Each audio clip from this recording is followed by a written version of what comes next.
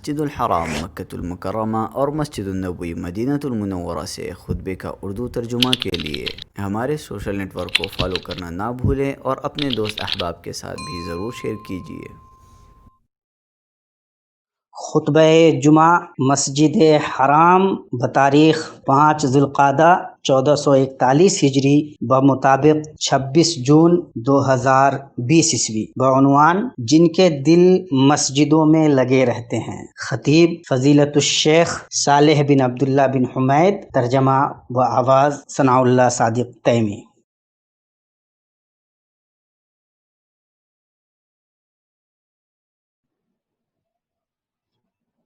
ہر قسم کی تعریف اللہ کے لیے ہے، اس پر کہ اس نے توفیق دی، ہدایت بخشی، کھلایا اور پلایا، وہ کافی ہے اور اس نے بے نیاز کیا۔ اس کے لیے شکر ہے اس کے انعامات اور نوازشوں پر۔ اس نے ہمیں پردہ سے نوازا جو ہمارے گناہوں کو ڈھانپتا ہے، اور اس نے ہماری تمناؤں سے بڑھ کر رزق دیا، اور ہمیں ایسا علم مرحمت فرمایا جس سے ہماری جہالت رفع ہوئی۔ اور میں گواہی دیتا ہوں کہ اللہ کے سوا کوئی معبود برحق نہیں، وہ ایک ہے، اس کا کوئی شریک۔ اس نے ہمارے لیے نعمتوں کی حفاظت کی اور ہم سے عذاب کو دفع کیا، ہمیں بہترین بخشش، وسعت رزق اور عافیت کے پوشاک سے نوازا۔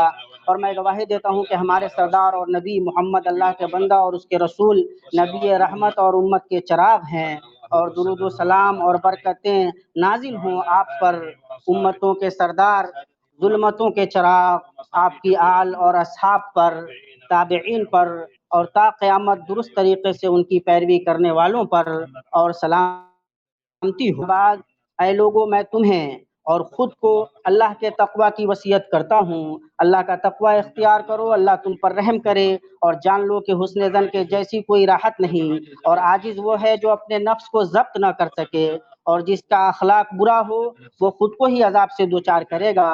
اور اللہ تعالیٰ کی قدرتوں کے عجائب میں سے احتیاط کے باوجود عقل مند کا گرنا اور کوتاہی کے باوجود جاہل کا بچنا ہے۔ اللہ ہی کے لیے بالغ حکمت اور نافذ ہونے والی مشیت ہے کہ بندے اس لیے احسان کر، ہر چند کے تمہیں لوگوں کی طرف سے احسان نہ ملے، اس لیے کہ احسان محبت کی طرف لے جاتا ہے، اور مخالفت عداوت کی طرف لے جاتی ہے، سچائی اعتماد کی طرف لے جاتی ہے، اور جھوٹ تہمت کی طرف لے جاتا ہے۔ اللہ تبارک و تعالیٰ کا فرمان ہے، نیکی اور بدی برابر نہیں ہوتی، برائی کو بھلائی سے دفع کرو، پھر وہی جس کے اور تمہارے درمیان دشمنی ہے ایسا ہو جائے گا جیسے دلی دوست۔ انہی کو نصیب ہوتی ہے جو صبر کریں، اور اسے سوائے بڑے نصیب والوں کے کوئی نہیں پا سکتا۔ مسلمانوں، اسی طرح زندگی اور زندہ لوگوں کے بارے میں اللہ کی سنت جاری رہتی ہے۔ بہت سی نعمتوں سے صاحب نعمت غافل رہتے ہیں، وہ تبھی ان کا ادراک کرتے ہیں جب انہیں کوئی نقصان پہنچتا ہے، انہیں مصیبتیں لاحق ہوتی ہیں، اس وقت وہ اللہ کی نعمتوں کو دیکھتے ہیں جبکہ وہ ان کے سامنے تھیں، لیکن وہ ان نعمتوں سے غافل تھے۔ اللہ کے بندو، اور جب بات ایسی ہی ہے تو غور کرو، اس وقت پر جب اللہ نے دوبارہ مسجدیں کھلوا کر اور باجماعت نماز اور جمعہ قائم کروا کر مسلمانوں پر احسان کیا، اور غور کرو کہ کیسے ان کے چہروں پر خوشی، مسرت اور شادمانی ظاہر ہوئی جب وہ اپنی مسجدوں کو لوٹے، بعد اس کے کہ یہ وبا پھیل گئی تھی۔ ہم اللہ کریم و منان سے دعا کرتے ہیں کہ وہ جلد اس وبا دے اور اسے اٹھا کر فضل و احسان کرے، بلا شبہ وہ سننے والا، قبول کرنے والا ہے۔ وہ نمازوں کے محرابوں اور جنت کے باغیچوں کی طرف لوٹ آئے، اور کہا گیا ہے، محبت کا سب سے سچا جذبہ اس کے لیے ہے جس نے رکاوٹ کے ڈنگ کا مزہ چکھا ہو۔ سب سے خوشگوار صحت وہ ہے جو مرض کے بعد ہو، اور سب سے بڑا شعور محبوب کا دور ہونا ہے جبکہ وہ نزدیک ہو۔ پیارو، اگر مسجدیں جبکہ ان سے ان کے لوگ غائب ہوئے اپنی خبریں بتانے لگے، تو وہ وضو کرنے والوں، پاکی اختیار کرنے والوں، جلد آنے والوں، اندھیروں میں چلنے والوں، پہلی صفوں کے لیے جلدی کرنے والوں، رکوع و سجود میں رہنے والوں، تلاوت و اذکار میں مشغول رہنے والوں کے بارے میں بتائیں گی۔ ان میں سے جو اللہ اور یوم آخرت پر ایمان رکھتے ہیں اور سوائے اللہ سے کسی سے نہیں ڈرتے، ایسے لوگوں میں سے جنہیں تجارت اور خرید و فروخت سے اور نماز کے اور زکوٰۃ ادا کرنے سے غافل نہیں کرتی، اس دن سے ڈرتے ہیں جس دن بہت سے دل اور بہت سی آنکھیں الٹ پلٹ جائیں گی۔ ایسے لوگ جن کے دل مسجدوں میں اٹکے ہوئے ہوں، ان کے کھمبوں کے بیچ ان کی روحوں کو اچھا لگتا ہو، ان کے دل میں بیٹھ کر مطمئن ہوتے ہوں، وہاں بار بار جانے سے وہ اکتاتے نہ ہوں، ہر چند کے مسافت لمبی ہو، وہ چل کر جانے پر ثواب کی امید رکھتے ہوں جیسے وہ انتظار پر ثواب کی امید رکھتے ہیں، تکبیر میں باہم سبقت کرتے ہوں اور اس میں لگے رہتے ہوں۔ یہ لوگ ان 7 لوگوں میں سے ہیں جنہیں اللہ اپنے سائے تلے رکھے گا جس دن اس کے سائے کے سوا کوئی سایہ نہ ہوگا، ایسے لوگ جن کے دل مسجدوں میں اٹکے ہوئے ہوں۔ حافظ ابن رجب رحمہ اللہ کہتے ہیں جس کا دل مسجد میں لگا ہوا تو، اور ایک روایت میں ہے جب اس سے نکلے یہاں تک کہ وہ لوٹ آئے، اس کا مطلب یہ ہے کہ وہ مسجد سے محبت کرتا ہے اور اس کے اندر اللہ کی عبادت کے لیے اس سے مانوس ہے، تو جب وہ مسجد سے نکلتا ہے اس کا دل اسی میں لگا رہتا ہے یہاں تک کہ وہ پھر اس کے پاس آ جاتا ہے۔ آپ رحمہ اللہ فرماتے ہیں اسے حاصل ہوتا ہے جو اپنے نفس پر کنٹرول رکھتا ہے اور اسے اللہ کی طرف لے جاتا ہے اور نفس اس کے لیے رام ہو جاتا ہے، اس لیے کہ خواہش نفس خواہشات کی جگہوں کی محبت کی طرف لے جاتی ہے اور اللہ کی عبادت کی جگہوں سے محبت پر وہی شخص اپنے نفس کو محصور کر سکتا ہے جو اپنے مولا سے محبت کرتا ہو اور اپنی خواہش نفس کی مخالفت کرتا ہو۔ مسجد اس کی آنکھ کی ٹھنڈک، اس کے سینے کی شفا اور دل کی انسیت ہو۔ پیارو، اللہ کے ساتھ ہمارا حسن ظن یہ ہے کہ مسلمان کہ ان پر یہ وبا آئی اور اس نے انہیں مسجد روک دیا، ہم گمان کرتے ہیں کہ یہ انہی لوگوں میں سے ہیں جن کے دل مسجدوں میں لگے رہتے ہیں، اسی لیے ان کے اندر یہ شوق اور یہ تڑپ دیکھنے کو ملی۔ ہاں اللہ کے بندو، یہ مسجدوں کی محبت ہے، اللہ کے گھروں کی محبت۔ مومن اس سے محبت کرتا ہے جس سے اللہ اور اس کے رسول محبت کرتے ہیں، اور اس سے نفرت کرتا ہے جس سے اللہ اور اس کے رسول نفرت کرتے ہیں۔ اور محبت کی واضح ترین دلیلوں میں سے یہ ہے کہ آدمی کا دل مسجدوں میں لگا رہے۔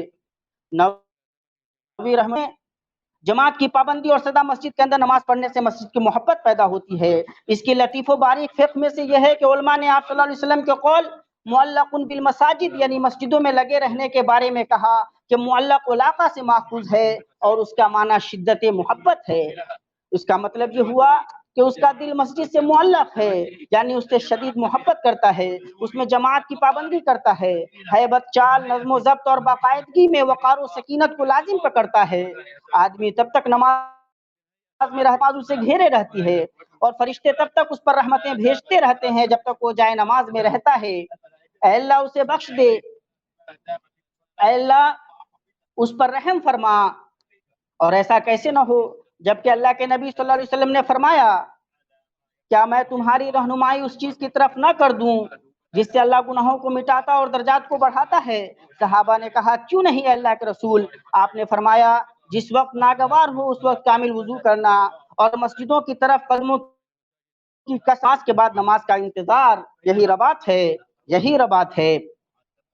یہ لوگ ہیں جن کے دل مسجدوں میں لگے ہوتے ہیں جبکہ دوسروں کے دل بازاروں میں اٹکے ہوتے ہیں اور ان کے علاوہ کے دل اسکرینوں سے، رابطوں کے وسائل سے اور چینلوں سے معلق ہوتے ہیں۔ اللہ کی ذات پاک ہے جس نے دلوں اور دلوں کے درمیان فرق کیا۔ قتادہ رحم اللہ کہتے ہیں مومن کو 3 جگہوں پر ہی ہونا چاہیے: مسجد میں جو اسے آباد کرتی ہے، گھر میں جو اسے ڈھانپتا ہے، اور ایسی ضرورت میں جس میں کوئی حق۔ مسجد میں بیٹھنے والوں کی 3 خوبیاں ہوتی ہے: ایسا بھائی جس سے استفادہ کیا جاتا ہے، یا حکیمانہ بات ہوتی ہے، یا پھر آنے والی رحمت ہوتی ہے، اسے احمد نے روایت کیا ہے۔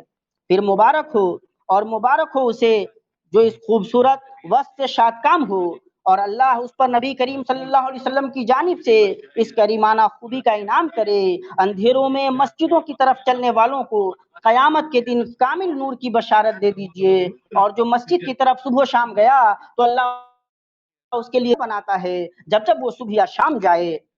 اللہ کے بندو، اس فرحت اور خوشخبری کے مقابل جسے یہ بہترین لوگ شاد کام ہوتے ہیں جب وہ اللہ کے گھروں میں جاتے ہیں، ان سے اللہ کی خوشی ملتی ہے کہ وہ اس کے گھر کو لوٹ کر آنے والے ہیں، اس کے باغیچے میں نماز ادا کرنے والے ہیں اور اس کی خوشنودی کی طرف جلدی کرنے والے ہیں۔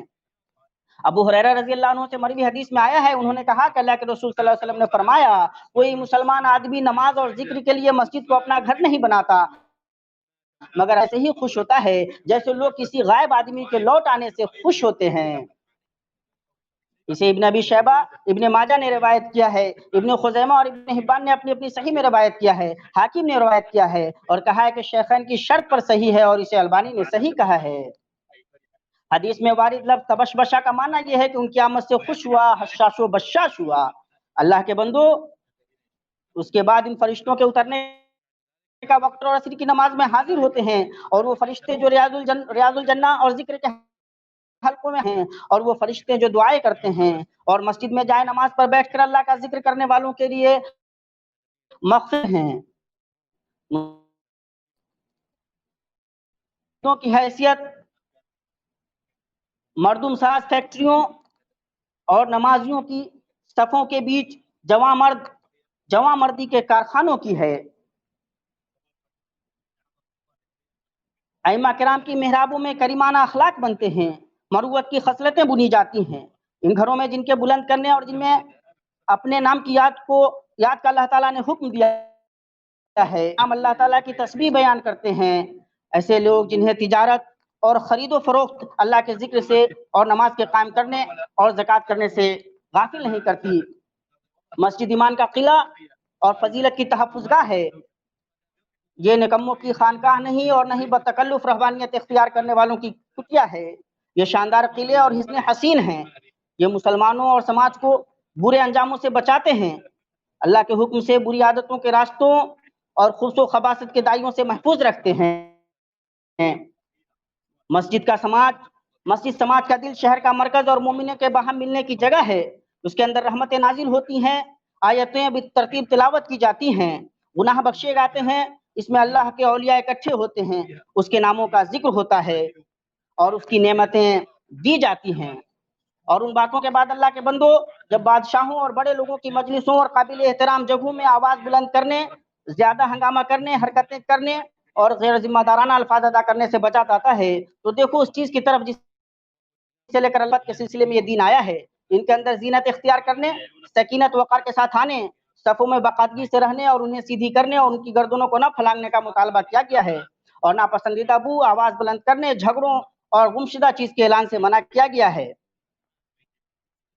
اور حدیث کے اندر ہے، تم میں سے عقل و خرد والے لوگ مجھ سے قریب رہیں، پھر جو ان کے بعد ہوں، اور تم لوگ جھگڑوں، لڑائیوں اور ہنگامہ آرائیوں سے بچو۔ اور ان ایام میں اور ان حالات میں مطلوب ہے کہ ہدایات کی پابندی کی جائے، حکموں کو منطبق کیا جائے اور رہنمائیوں کے لیا جائے۔ اعوذ بالجیم، اللہ کی مسجدوں کی رونق و آبادی تو ان کے حصے میں ہے جو اللہ پر قیامت کے دن پر ایمان رکھتے ہوں، نماز کے پابند ہوں، زکوٰۃ دیتے ہوں، اللہ کے سوا کسی سے نہ ڈرتے ہوں۔ توقع ہے کہ یہی لوگ یقیناً ہدایت یافتہ ہیں۔ اللہ مجھے اور آپ کو اپنی کتاب کی ہدایت اور نبی صلی اللہ علیہ وسلم کی سنت سے فائدہ پہنچائے۔ میں اپنی یہ بات کہتا ہوں اور اپنے لیے اور آپ کے لیے ہر گناہ اور خطا سے مغفرت طلب کرتا ہوں۔ آپ بھی اس سے مغفرت طلب کیجئے، بلا شبہ وہ بہت بخشنے والا رحیم ہے۔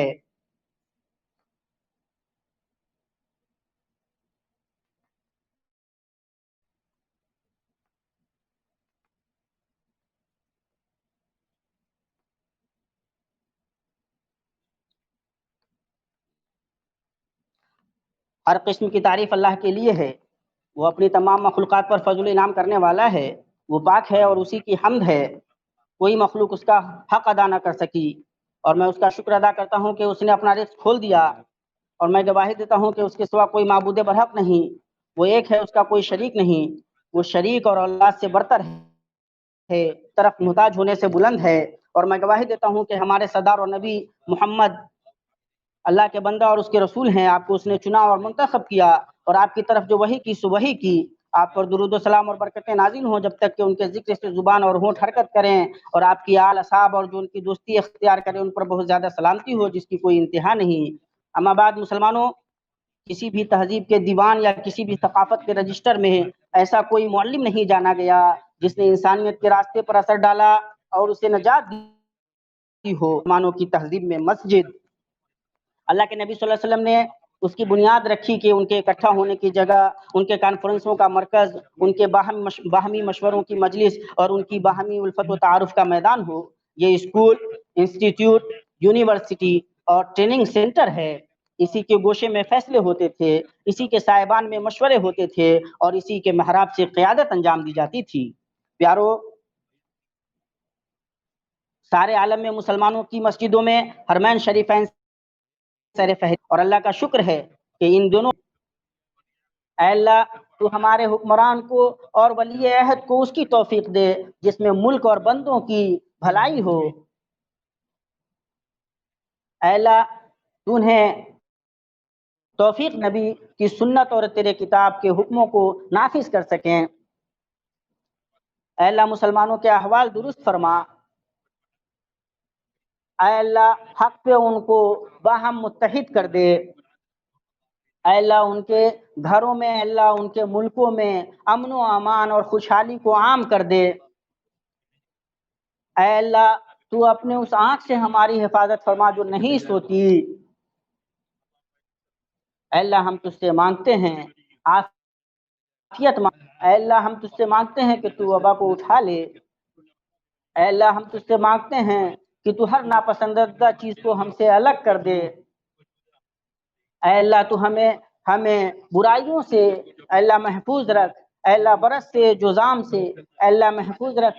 اے اللہ ہم حی قیوم پر بھروسہ کرنے والے ہیں۔ اے اللہ تو اپنے فضل و کرم سے اس وبا کو اٹھا لے۔ اے اللہ تو ہر چیز پہ قادر ہے۔ اے اللہ تو ہماروں کی پردہ پوشی کر۔ اے اللہ ہمارے مردوں پہ رحم فرما۔